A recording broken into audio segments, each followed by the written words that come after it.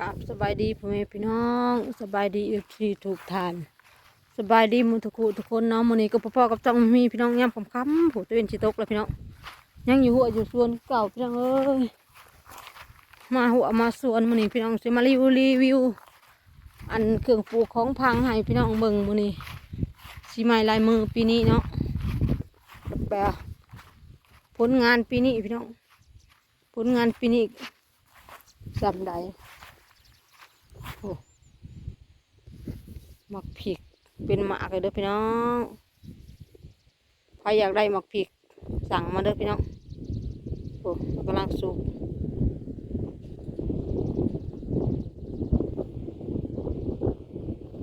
หมักผิกปีนี้พี่น้องกำลังสุกเด้อพี่น้องใครอยากได้สั่งมาพี่น้องเอ้ยตัวหนึ่งผิกขาวเป็นหมากเลยพี่น้องเอ้ยข้าวหุง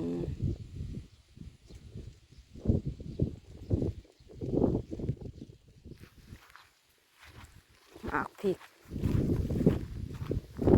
หมากเขือมีเด้อพี่น้อง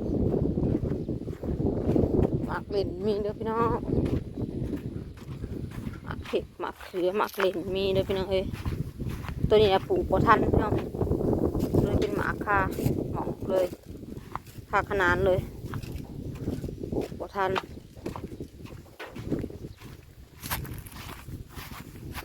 ลมหมดเลยเนี่ย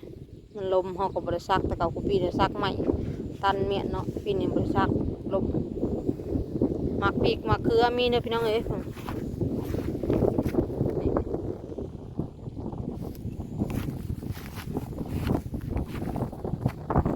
อันนี้หมักเขือพี่น้องเขือกระทุกมีทุกแบบเขือแหละเขือเขียวมีเบิดพี่น้องอันนี้หมักเล่นป้าพี่น้องเอ้ยโอ้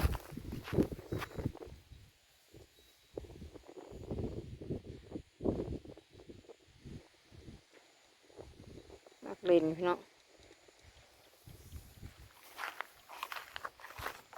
โอ้ถ้าอยากได้อีกสั่งมาพี่น้องจะได้ยัง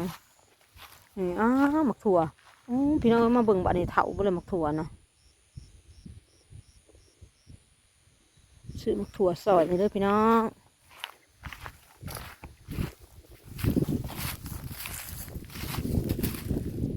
ถั่วอันนี้คือหมักถั่วปีเนาะตัวไห่เด้อพี่น้องแหล่ๆนี่ตัวแหล่ๆหมักถั่วไห่เนาะ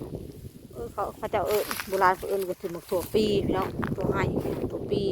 เขาก็เลยมาลองปลูกเบิ่งเนาะพี่น้องเขาลองมาปลูกเบิ่งว่าสิได้กินหรือบ่ฮะนะเพราะว่าปลูกงามนั่นแต่เดือน6จนถึงเดือน12จะได้เป็นหมากอันนี้พัดเนี่ยก็มาเป็นหมกพริกเป็นหมกถั่วดอเนาะพี่น้องเป็นหมกถั่วดอ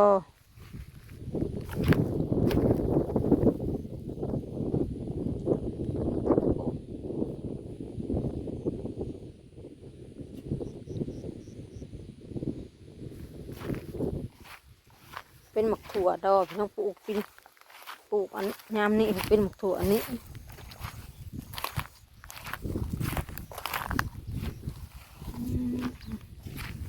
โอ้พี่น้องหมกถั่วกำลังเป็นเลยพี่น้อง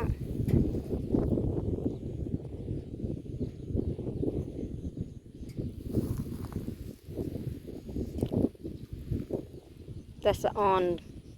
ปลูกหน่อยเดียวก็กินบ่ไหวพี่น้องกินบ่หวานบ่ไหว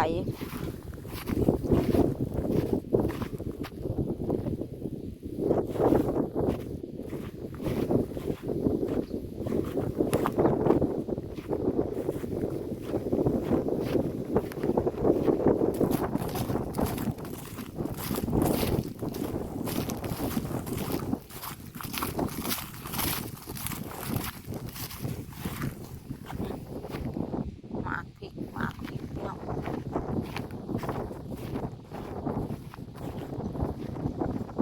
อันนี้มันเป็นหมากพริกหยังพี่น้องเอ้ยนี่เป็นผุ่มอยู่นี่บ่ฮู้ว่าเป็นหมากพริกหยังจังสิเป็นหมากหรือบ่นี่มันก็เป็นแบบนี้งามดีพี่น้องงามดีเป็นผุ่มงามดี หูมันจะเป็นหัวพริกอย่างอันนี้เงดร้ายเลยเป็นแบบนี้หน้าหมากฟ้าเสียแต่มันบงงามหมากดกพี่น้องเลย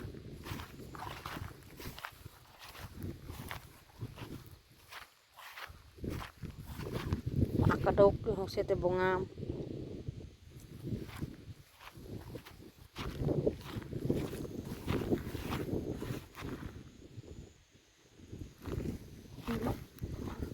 อยู่ลาวเขาเอิดมาเนาะนี่ไทยเอิดยังก่อนผักเถาะยังก่อนบอกเป็นพี่น้องเป็นมันอันนี้มักแตงอันนี้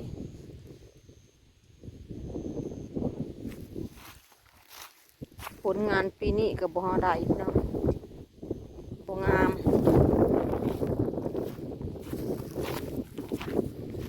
อันนี้แบะเขาจะกินเบิดมันนี่หัวสิเป็นหัวหรือบ่หัวสิเป็นหัวหรือบ่อะไรเนี่ยมันเนี่ยเขาเจ้ามันแบะเขาเจ้ากินเบิดพี่น้องเลยผู้พี่น้องพ่อมีจะเห็นยังงมๆหัวเพิ่นเห็ดยัง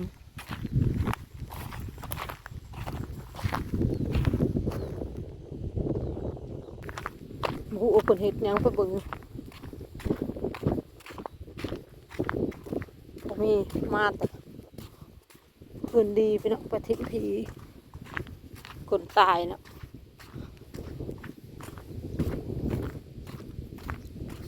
งานก็มีได้หุอันนั้นมันน่ะห้อยมันไปน้องปะทอน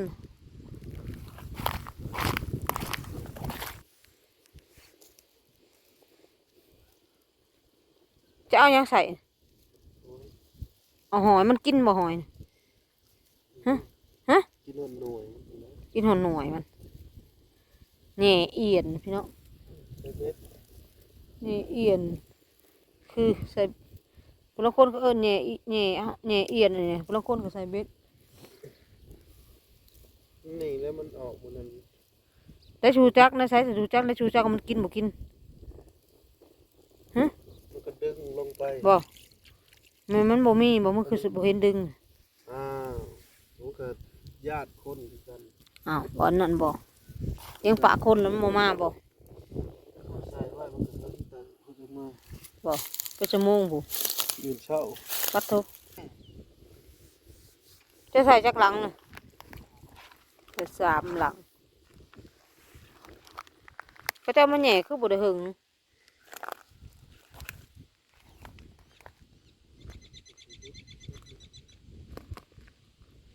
นี่พี่น้องตัวนี้มื้ออื่นสิมายามว่าซั่นบ่ฮู้ว่าสิได้หรือบ่เนาะหลังแล้วเขาก็บ่เห็นเขากลายมา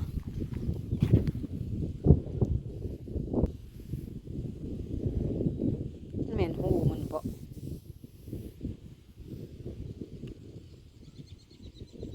ม่วนบ่มีได้แล้วม่วนบ่คันจะว่าคัดกว่ากินกับบ่กินอะไรดอกพี่น้องเพราะว่าลูกเมียกับบ่กินนำเอาไปกินเพิ่นก็กินผู้เดียวแล้วก็กินพอปานนั้นตัวเดียวกิน2 มื้อก็บ่เบิดคือแบบว่าได้เดี๋ยวก็สิปวดนะพี่น้องม่วนคือเด้อพี่น้องมาฮอดนี้เฮาก็สิจบคลิปเพียงเท่านี้นะพี่น้อง